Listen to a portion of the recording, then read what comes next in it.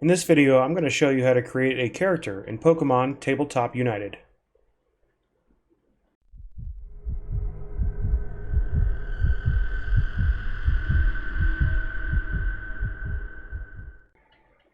Hey gamers, welcome back to Game Master's Dungeon. I'm Brian, your Game Master.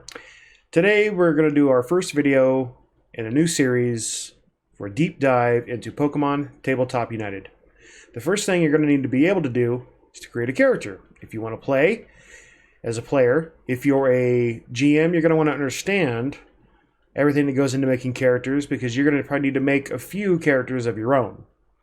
So with that, we're here in Roll20. Now this is the game that I've been playing with my friends, so there's going to be, as you can see behind, there's a lot of stuff going on. The reason why I'm in here is because I have everything's already set up for the game. I'm able to just create a new character sheet and to get going. So the first thing you need to do, if you're going to be using Roll20, setting up your character sheet, first thing you want to do is you want to make sure you have the targeted button clicked and trainer. If you're creating a trainer. If you're creating a Pokemon, click Pokemon. Now the reason why these two are different is because trainers and Pokemon calculate their HP differently. So make sure your trainer is clicked, target is clicked. So what we're going to do now, we're going to go over to the PDF and we're going to look at the page that has all the quick step guide of character creation. We're going to go over it right quick, and then we're going to go through the steps here on this character sheet. Alright gamers, so here we are. In this version of the rules, we're on page 18, Character Creation, Quick Start Steps. The first step is Character Concept. Most RPGs will have a section talking about creating a concept for your character, which is very important. This game is even more so, because you're going to gain potentially up to level 50. There's going to be a lot of choices that you're going to need to make along the way.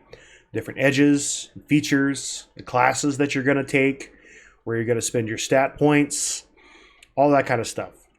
So the character that I'm going to create today is going to be a kind of like a lone wolf. I'm assuming this is going to be like, this character is going to go out like you do in the video games. You're by yourself.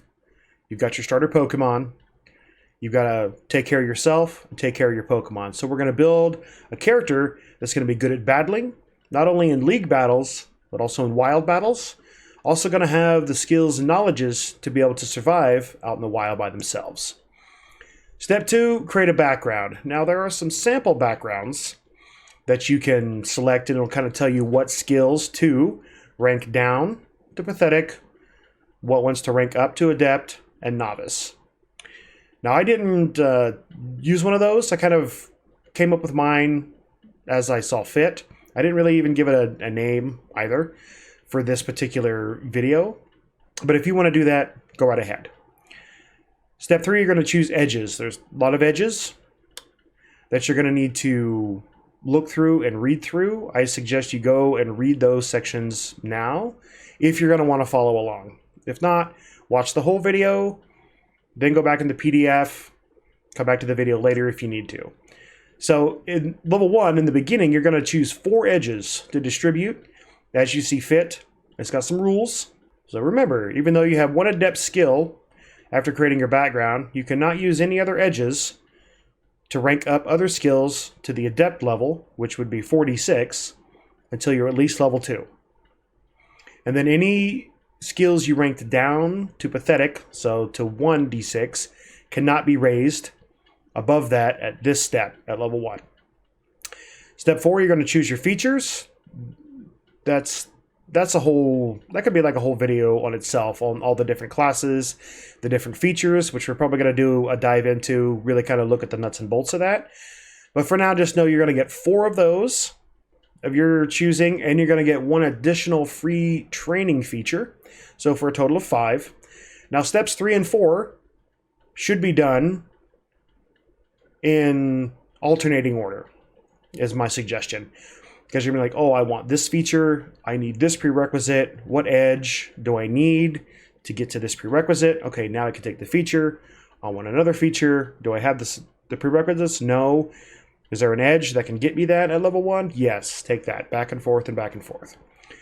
Next, you're going to assign your combat stats. You begin with 10 points in HP, 5 in all other stats, and then you get 10 points to distribute as you like. You can't put more than 5 points in any single stat. And then some features will have a stat tag to apply, which I've taken one in this character creation, and I'll show you how that works. So at the end, base, you should have 45 total stat points. And we'll go over the calculations to make sure we're right when we're going through it.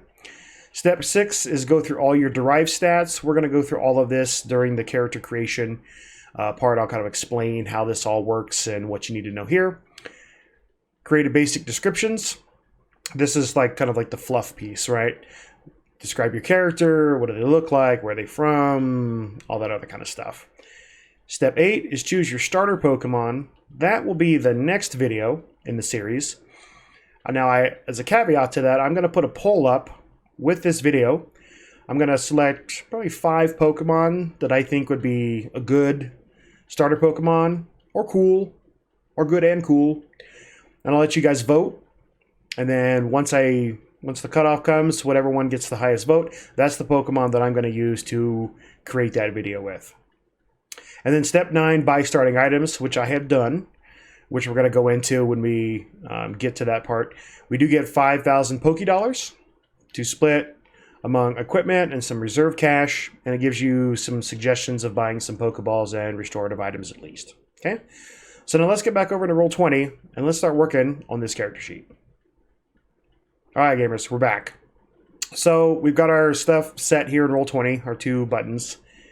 Now we're going to scroll down. This section here, I left mostly blank, right? This is where, as you're creating a character, you put your name, species, probably human, unless you're doing maybe some kind of weird alien game or whatever. That's up to you and your GM. Trainers don't have types. You set your level. Right now I've got it set at level 1. Now I have gone ahead and basically made all of my selections for character creation, and I'm just going to go through each step and show you what I purchased and then how it affects other stuff later. And then I chose gender, play a male character. I set my height, size, and my weight class here. Weight class is 3, but then if you make your character so big, then the weight class goes up. So let's go into stats. So obviously we get the 10 in HP, 5 in every other stat. Now we get 10 points to spend as we see fit. So now this spread, I went 2 HP, 3 attack, 2 defense, 3 speed. So this gives me 12 HP, 8, 7, 5, 5, and 8. Now for your trainers, remember that your trainers do not have to follow base relations. We're going to talk about base relations in the next video when it comes to creating your starter Pokemon. The Pokemon base relations is very important. It's a pretty hard set rule. There are some ways to get around certain ratios, but we'll talk about that in that video. So here you can just kind of spin them as you want. Now, every time you gain a level, you get 1 additional stat point to put where you want. Also, if you take any features that have a stat tag, like plus speed or plus attack, you go ahead and add those in. Now, like I said, I've chosen one that adds plus to my speed. When I show you that selection, I will now go up and I will modify that so we can just kind of go at step by step. Now, these sheets in Roll20 are pretty cool. They go ahead and calculate your HP for you. So if I was to say increase my level, right? Now my max HP increases. If you want to look at the calculation on that, go back to the derived stat page we were just looking at in the PDF. It'll show you what the calculation is. If you're using pen and paper, you're going to need to look at that. If you're using these sheets, this will do it for you. This also breaks down all of your HP markers, which a lot of these numbers are called for during different type of game effects. So you're going to want to have all of these. Next, it breaks down all of our evasions. So your physical, special, and speed evade for every 5 points of the relative stat. So like defense, I have a total of 7. So I have at least 1 increment of 5. I get 1 physical evade. So that means physical attacks are a little bit harder to hit my character. Special defense and speed are the same. Now, as an example, say I was to increase my speed by +2, as an example, to 10. Now I have 2 increments of 5, gives me 2 speed evade. How these evasions work, if I'm hit with a physical attack, I can either take my physical evade or my speed evade, whichever's higher. Same as special.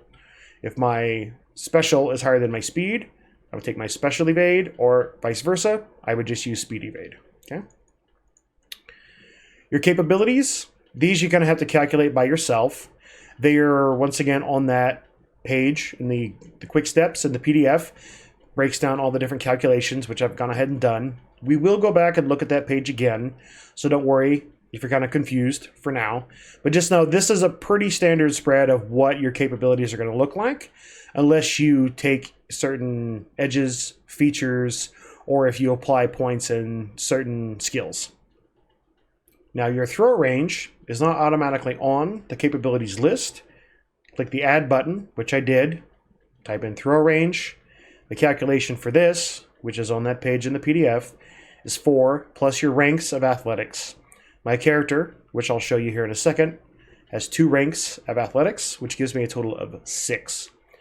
Throw range is how far you can throw a Pokeball in an attempt to catch. Also, when you release a Pokemon, like to battle, you can basically deploy it up to 6 squares away within line of sight. Like you can't, like around walls, like blocking terrain. It has to be in line of sight.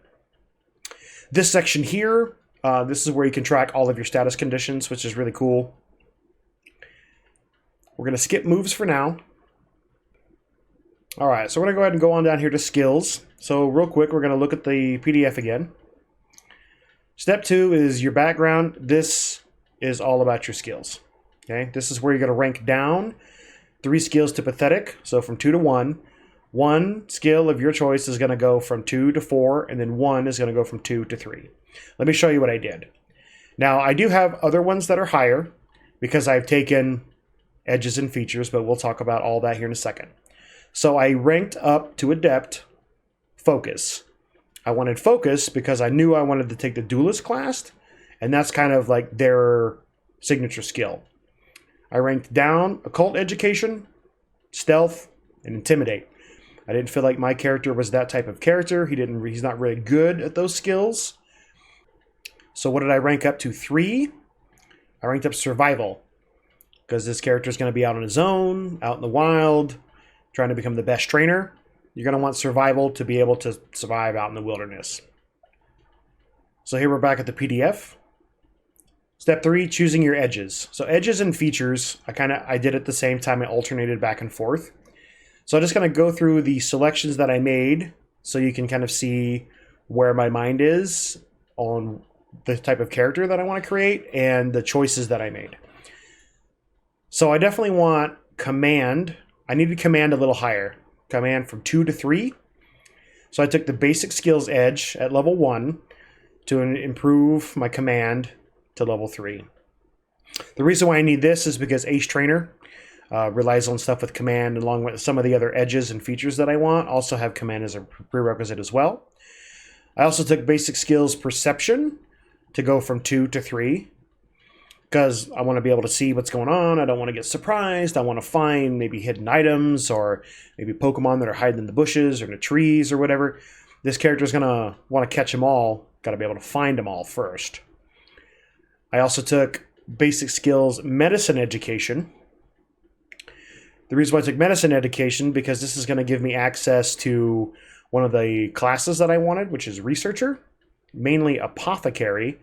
Apothecary is going to give you the ability to create restorative items like potions and things like that. And then eventually he's going to go into a feature called Patch Cure once he gets all the prerequisites for it, which is going to allow you to distill one restorative item, so say a potion that heals 20 HP. You're going to be able to break that down into 3 basically patches that you can apply as an extended action, so they can't be used in combat, but basically makes his restorative items go further out in the wild. Then also at level 1, I chose Repel Crafter. Repel Crafter is a prerequisite for the Chemist feature that is taken with the Researcher class. So I'll go ahead and show you the feature that I took for Researcher. You gain 2 researcher fields of study. I chose Apothecary and Chemistry research fields. To get the first feature out of that, you need Repel Crafter. Now, I wasn't able to take it yet, but this goes back to that point of really planning out your progression.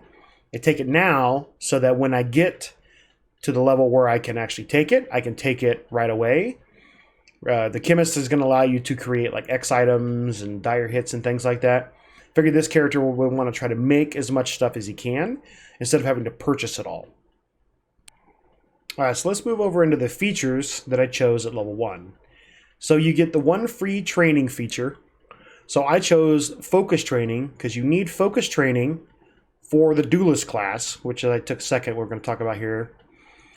So this, when you apply Pokemon Training, we're going to go over Pokemon Training in the creating a starter Pokemon video. But for now, just know that when you apply this training at the start of a day to however many Pokemon you can train, they gain +1 bonus to their accuracy rolls and +2 to their skill checks. Not a huge bonus, but it unlocks other things later through the Duelist class. Next, I then took the Duelist class. So what this does, I actually really like this class because it gives you a cool mechanic. It gives you the mechanic called Momentum.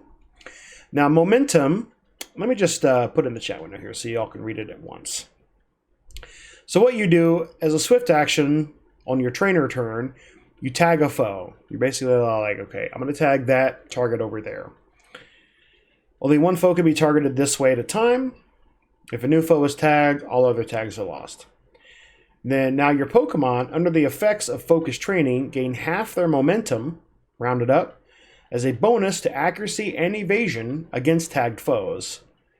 But as long as a foe is tagged, they do not benefit from Focus Training's accuracy bonus against other foes. Then here at the bottom, this is the mechanic for it. So you get a maximum of 6 momentum. You begin each scene with 0. At the end of each combat round, your Pokemon gains +1. Whenever they hit a tagged foe, they gain +1. And then all momentum is lost when your Pokemon faints, is recalled, or combat ends. Now, right now, this doesn't give you any way to spend it. Momentum. But that's okay, because there's features later that we're going to take that lets us spend those momentums. If anything, you still get the benefit of the bonuses to accuracy and evasion against tagged foes, which is still good in its own, but when we get to right here, expend momentum, we're really going to see how it can shine. Next, I want to be Ace Trainer. So I took Ace Trainer. I'll go ahead and roll it in the chat here so you can read it. So Pokemon, you spend half an hour training. Basically, kind of like in the morning, you'll get up and you'll get to train X number of Pokemon to give them bonus experience. And you can apply any training orders that you have that last for the entire day. Now, Ace Trainer allows you to drain 1 AP as an extended action. So basically, once you do this, your AP total is reduced by 1 until your next extended rest. But for each Pokemon that has been trained during this time, you choose a stat besides HP. The stat becomes trained, which then increases it to a base of +1 combat stages. All right, which is pretty cool. So you can be like, oh, I got him a Chomp. I'm going to train his attack will increase by a combat stage. It basically increases his attack so he just hits harder. Okay. A Pokemon may only have 1 trained stat at a time. And then you get to choose each Pokemon. So it doesn't have to be the same stat for each Pokemon. You could have like special on one, defense on another, attack on one, speed on a different one. However you want to divide that out. Okay.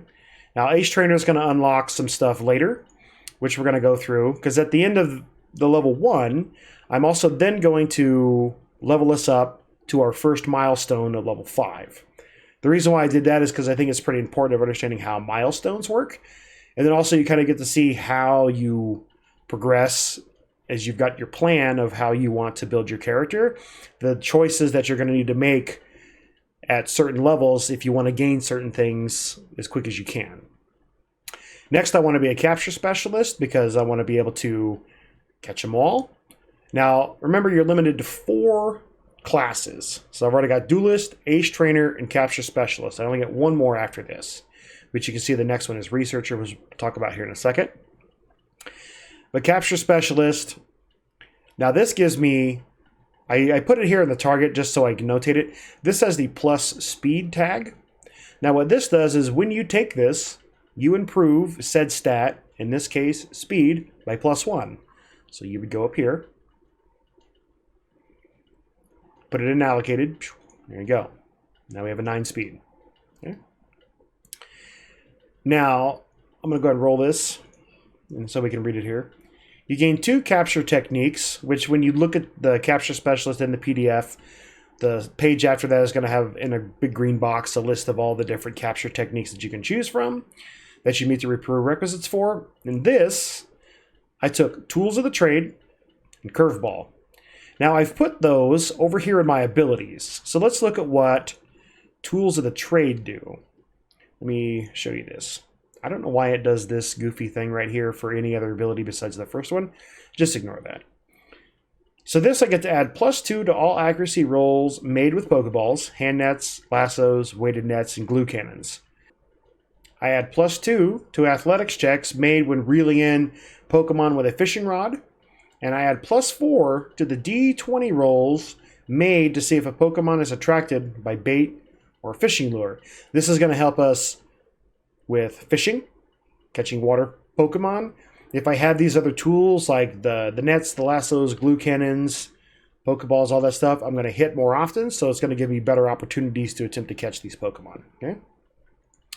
Then I took Curveball. I'm going to roll it in the chat here.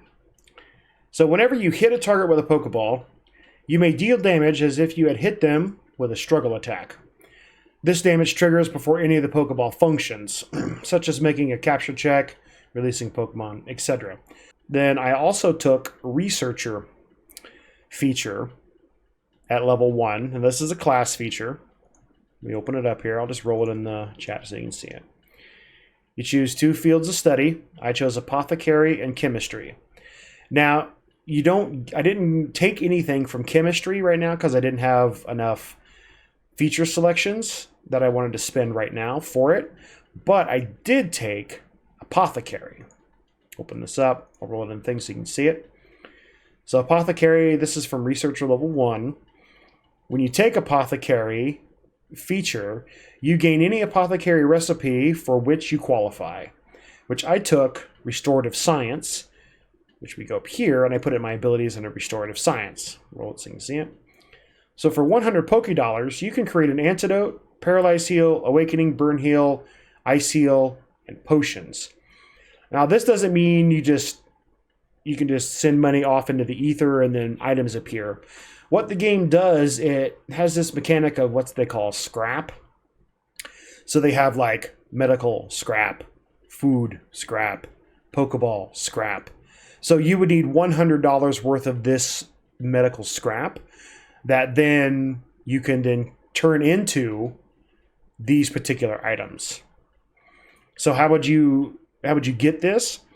Definitely a conversation you want to have with your GM to be like, hey, so I'm going to be taking these features. How often is scrap available?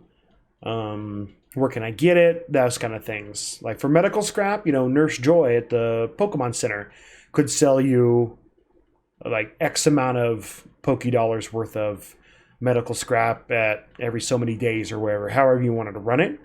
But just know you have the ability now, if you're able to gain this scrap, to turn them into these useful items instead of spending the money for them. I think potions are like 200.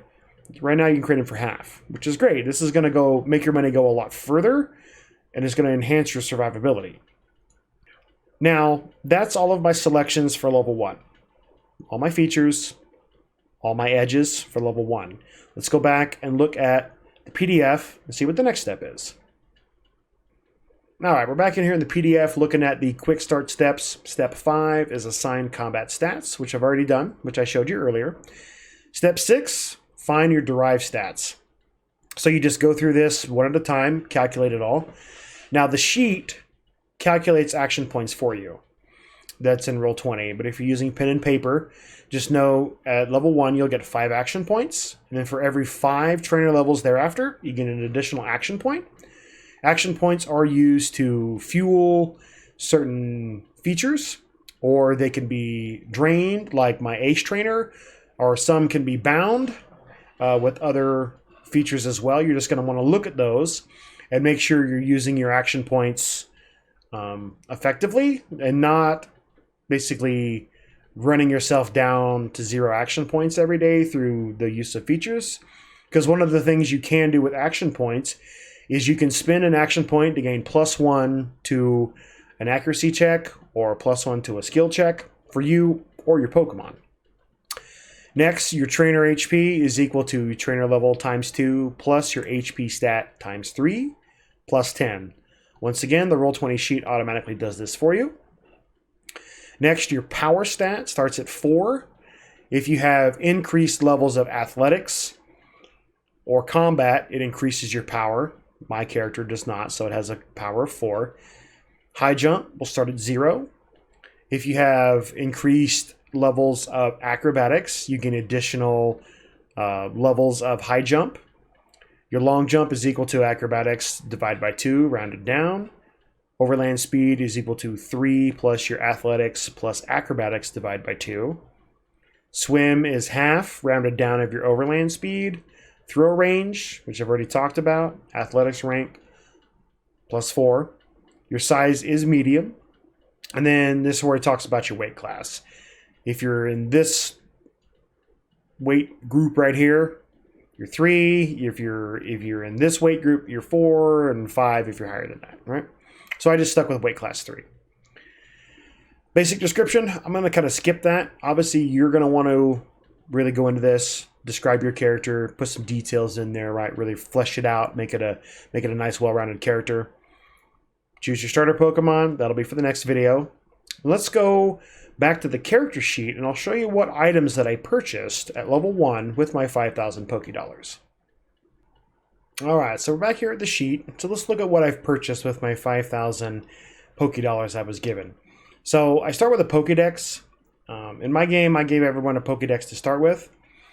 The book even suggests you should give players a Pokédex to start with, or otherwise they cost like 12,000 Pokédollars or something like that. So I just gave myself a free Pokédex, professor or mom or whatever, just like you would in the game. Somebody gives you a Pokédex, right? So the next thing I bought some basic balls. This is like your standard red and white Pokeball. I bought 5 of them. I bought a first aid kit, required to use the first aid expertise feature, which I will eventually have. I don't have it yet, but I will. But this is like part of that pre-planning, like planning ahead kind of thing. I want to be able to, like, if I'm out in the wild, then I gain enough XP, I gain my level, I gain my requirements, and I gain this feature. I want to be able to have the kit then and not have to run back to town to get one. Basic rope. You always need basic rope. There's several different kinds of rope, but I just took basic hemp rope. I bought a one-person tent. It talks about, like, tents aren't like a tent is X amount. It's by, like, what is it, cubic meter of space. So they give an example of one that's like 900, and I just went ahead and bought that. I bought a regular, just like a regular lighter that you would get just to start fires and things like that. Bought a flashlight for 200. I bought 3 potions, an antidote, and a Pokemon toolbox, which we're going to talk about why we need that here in a minute.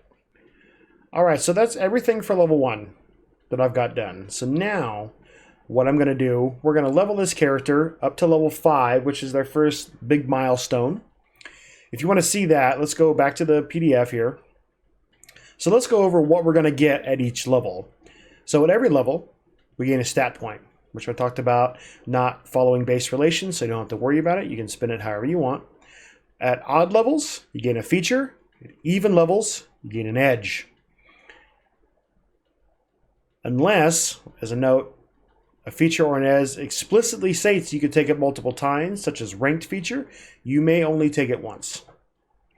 In addition to the usual bonuses on every level up, trainers qualify for certain skill ranks and other bonuses at level up milestones, which are listed below. So let's start with level 2. At level 2, we may now qualify to rank our skills up to Adept. So that's level 4, so 46. In our skills, we can increase them to that. Also at level 2, we gain 1 edge. That's a skill edge that we qualify for, but we cannot use it to rank a skill up to Adept. So let's go back to our character sheet.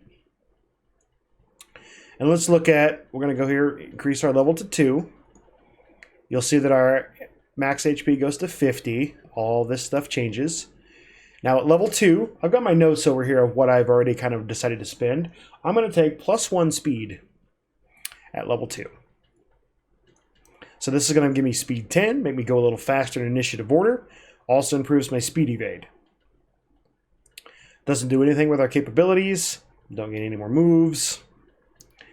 What we do though, we go down here into our edges and features and abilities section. Now, we gain an edge. So at level 2, I took basic skills technology education.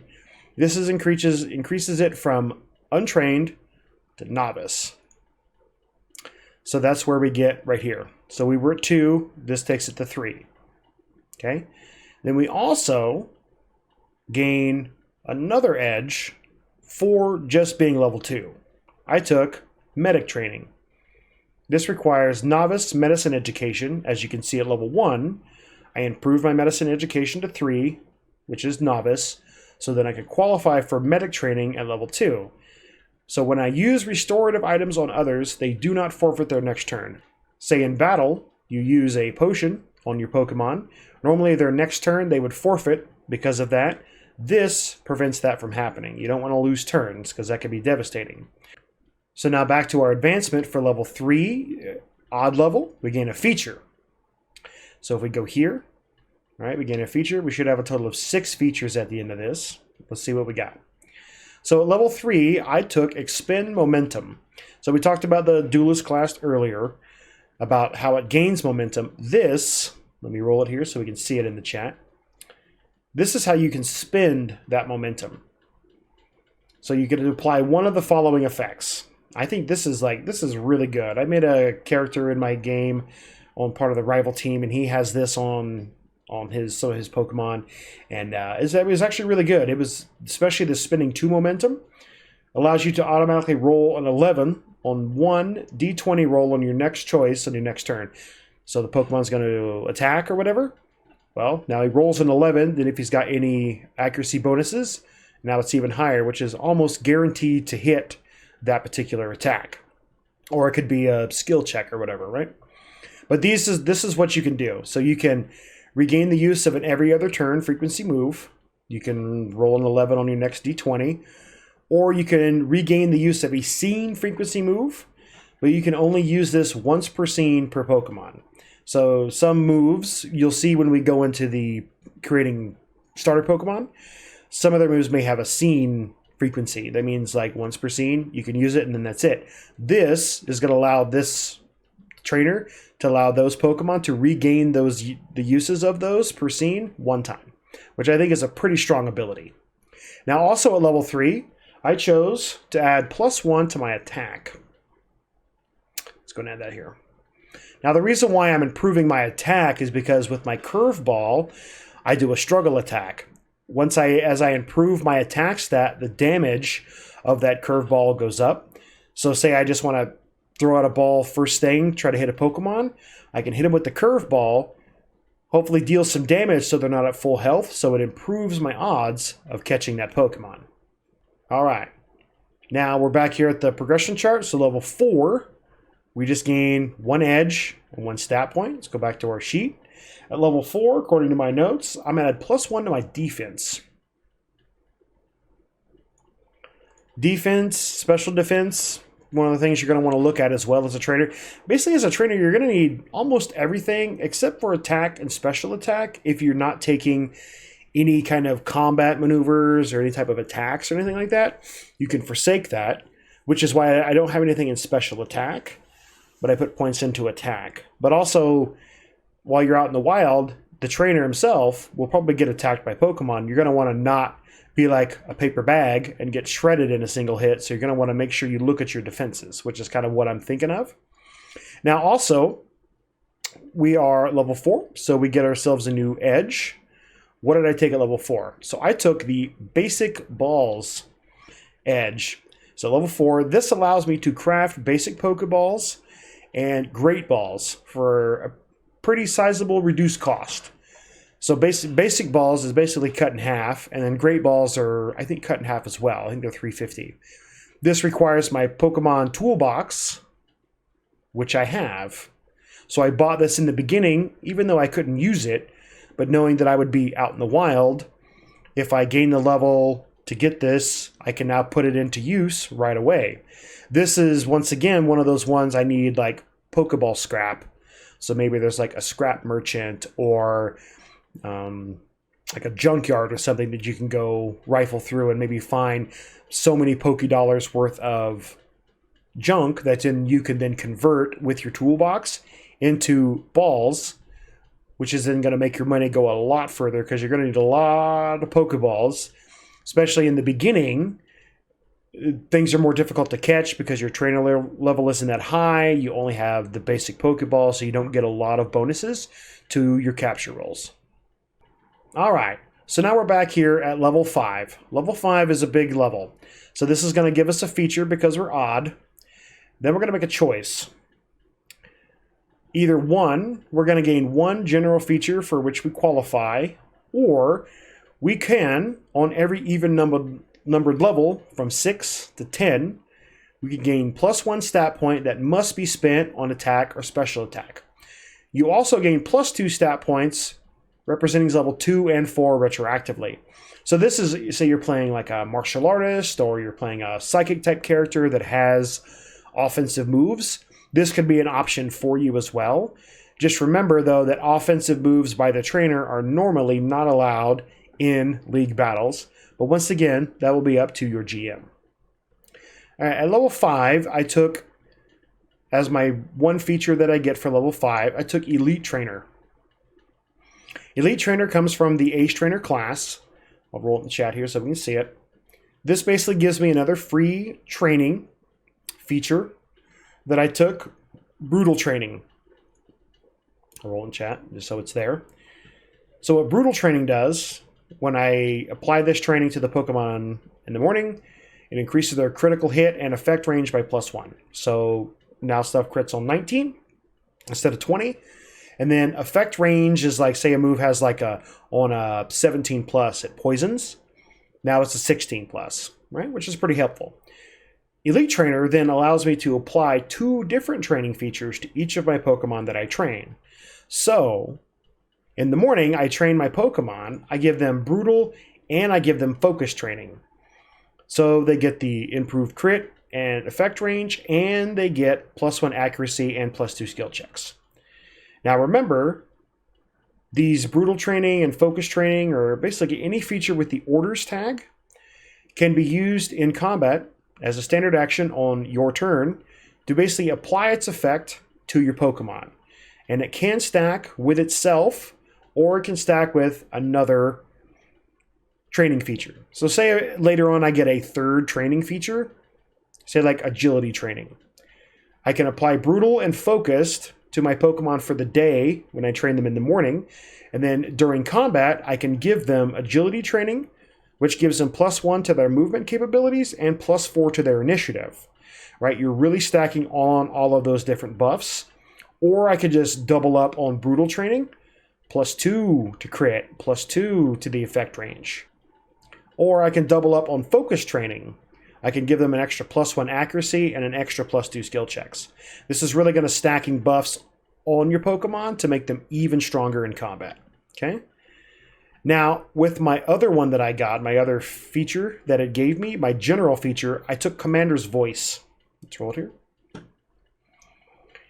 Now this stacks with the, now that I have these 2 training orders, this allows me to give 2 different orders as a single standard action, or I can use a swift action to give 1 order.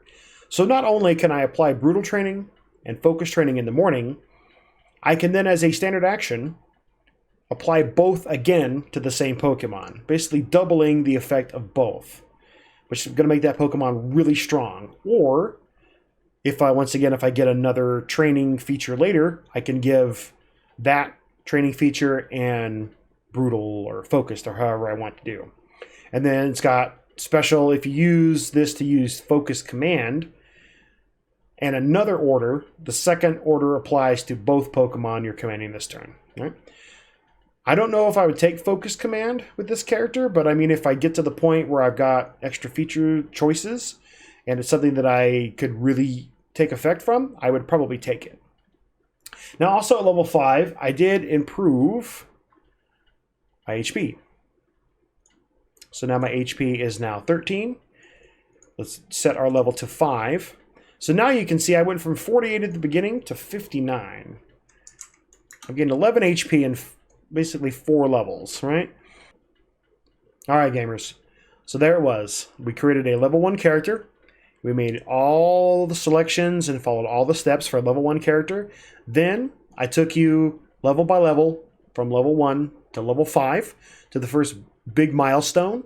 All the selections that I made and my thought process among why I would make those certain selections. I just want to reiterate, plan your build.